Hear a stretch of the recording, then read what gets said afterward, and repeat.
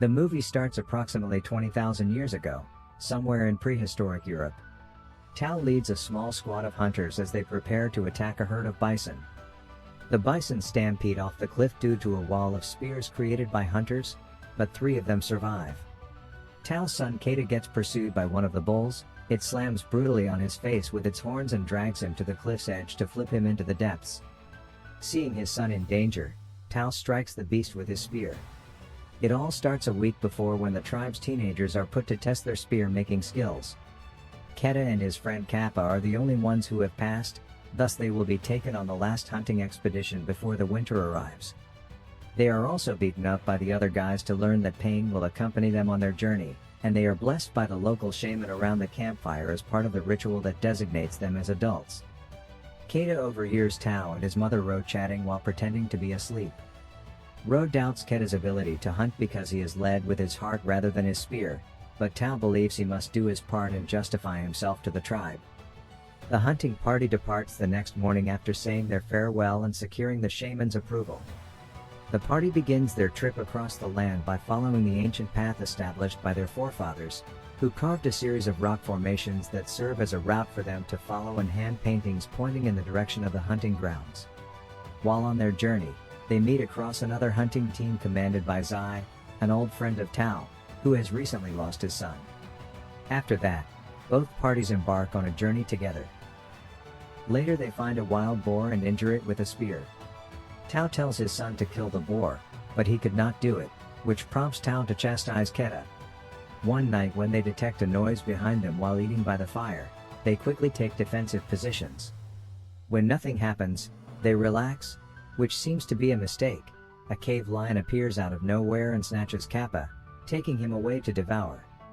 The men build a mound the next morning to offer Kappa a memorial service, which represents the passing of one's spirit towards the eternal.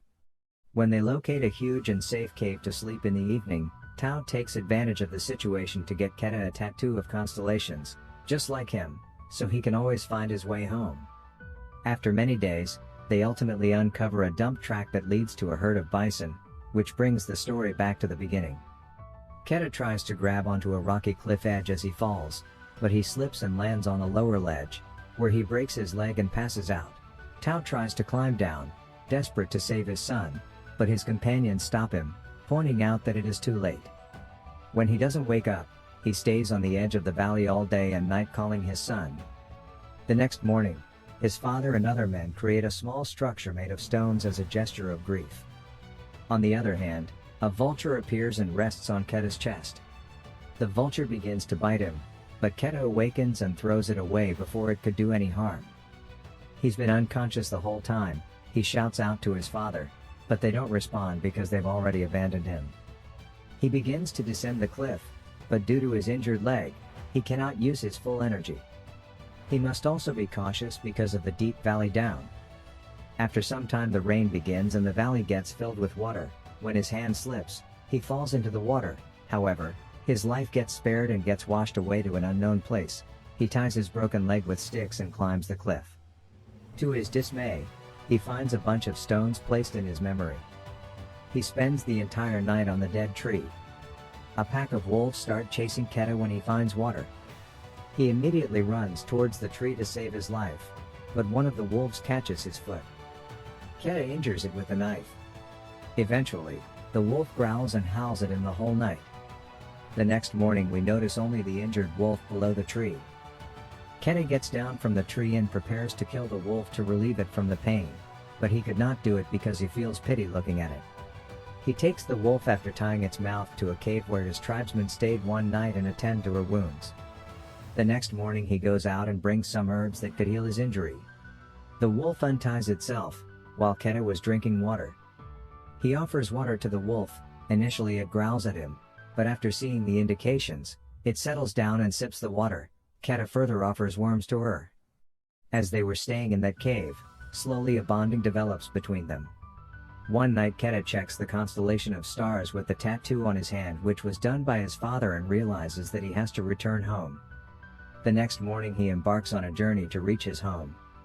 He further insists to the wolf that it should join its pack as he is also heading towards his family before the harsh winter arrives.